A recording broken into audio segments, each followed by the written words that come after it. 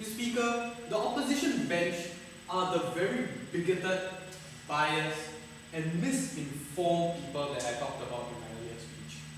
Because essentially they don't have any awareness about the capabilities of these transgender people, these intersex people, and what hormone suppressants would be able to do for them. And basically that it wouldn't provide any distinct advantage for these people if they were allowed to compete. So let's look at the major clashes in this debate. Firstly, we'll look at their misinformed discrimination of these people in the form of saying that the IOC won't be accepting of these transgender and intersex people versus our ideals of sport. And they also, the second clash is of that of the unequal playing field versus our harms that will be brought up if you don't go with our policy.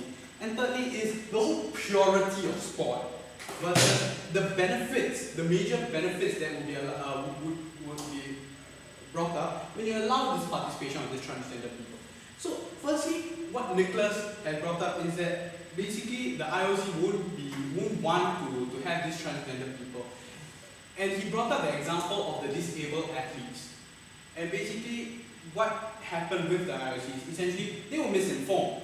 They did not know that the athlete in question could participate on the same playing field and did not have any other benefits. And that is what we want to educate people about. Because especially when intersex and transgender athletes essentially don't have any other benefits when they take hormone suppressants, and that their muscle mass is reduced due to the testosterone, due to their testosterone production being eliminated essentially. So they don't have any benefits, for example, for intersex persons to compete in female sports.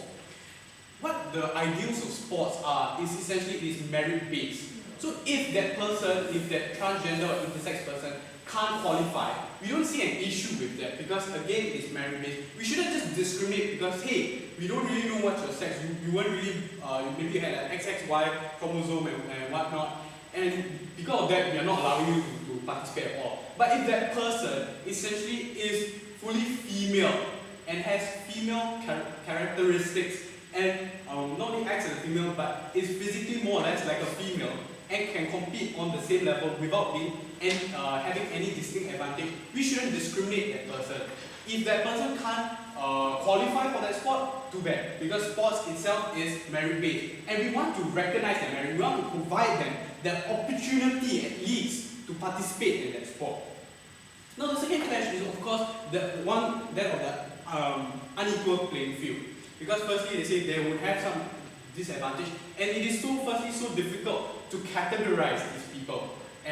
But what we see here in our policy essentially is that it solves that problem, because what we have is regular gender testing, which is more or less being carried out in quite a few sporting organizations already, and making sure that these athletes are taking hormone suppressants, they are not having any distinct advantage here.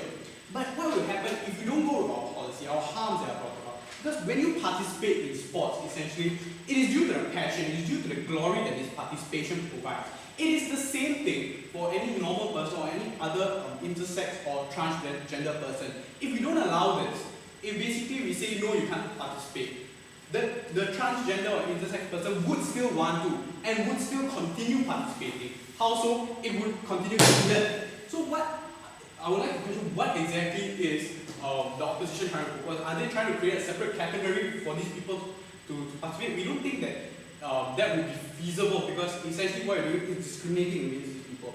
And again, on the last point of purity of this sport, we think the phrasing in it states that it is discrimination. You are saying that these people are impure, are unfit, are unable, and should not be allowed to compete in sports. And we don't think that is the attitude we want to be having here today. Because if you allow the participation of these athletes, they are going to bring about better benefits, because you are allowing a greater talent to participate when the sporting arena itself is a small elite, and we want that greater level of competition, and we want these people to be able to contribute to the sport, not only in participating in sporting events, but also through coaching, through encouraging the use of athletics, And there are so many other benefits where they can contribute to the global arena at large.